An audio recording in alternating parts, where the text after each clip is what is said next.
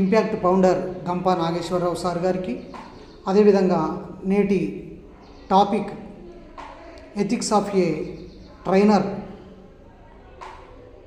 గురించి వివరించే సార్ గారు లక్ష్మణ్ సార్ గారికి హృదయపూర్వక నమస్కారాలు తెలియజేస్తూ, ఒక స్పీకర్ అనేవాడు ఏ విధంగా ఉండాలని వివిధ క్వశ్చన్స్ ద్వారా లక్ష్మణ్ సార్ గారు మమ్మల్ని అందరినీ ఆకర్షించారు. అదేవిధంగా స్పీకర్ అనేవాడు కూడా ఆడియన్స్ను ఆకర్షించాలంటే వారికి వివిధ రకాలుగా ప్రశ్నల రూపంలో కానీ, చిన్న కొటేషన్స్ రూపంలో కానీ, కథల రూపంలో కానీ ప్రేక్షకులను మన వైపు ఆకర్షించుకోవాలని వివరించారు సార్. మీకు ధన్యవాదాలు. అదేవిధంగా లిజనింగ్ స్కిల్ ఉండాలని వివరించారు. అదేవిధంగా సార్ స్పీకర్కు మరియు ట్రైనర్కు వ్యత్యాసాన్ని గురించి వివరించారు సార్. మీకు ధన్యవాదాలు. అదేవిధంగా ఒక స్పీకర్కు 7 టిప్స్ ఉండాలని, అంటే ఒక స్పీకర్ సక్సెస్ కావాలంటే 7 టిప్స్ను పాటించాలని చెప్పారు సార్. మరియు అది చాలా బ్రహ్మాండంగా వివరించారు.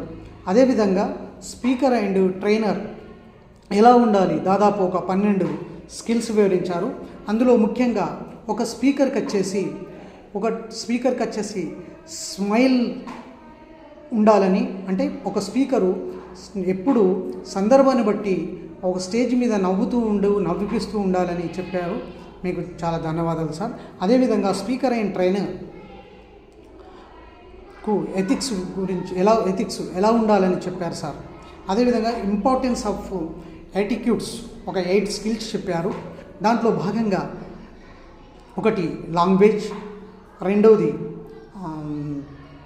స్టేజ్, మూడోది టైం, నాలుగోది టీమ్, ఐదోది వచ్చేసి సోషల్ మీడియా, 6 వచ్చేసి స్పీకింగ్ అండ్ డ్రెస్సింగ్, డైనింగ్. అంటే ఒక 8 స్కిల్స్ని వివరించారు. ఆ 8 స్కిల్స్ వచ్చేసి LSTTSSD.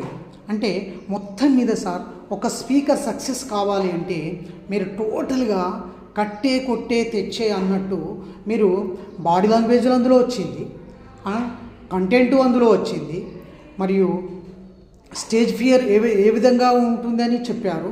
అంటే సౌండ్ మాడ్యులేషన్ ఎట్లా చేయాలని చెప్పారు. అంటే దాదాపు ఈ సెషన్లో మొత్తం క్లియర్గా ప్రతి ఒక్కటి కూడా ఒక స్పీకర్ అనేవాడు ఎలా ఉండాలి, ఒక ట్రైనర్ అనేవాడు ఎలా ఉండాలి, అంటే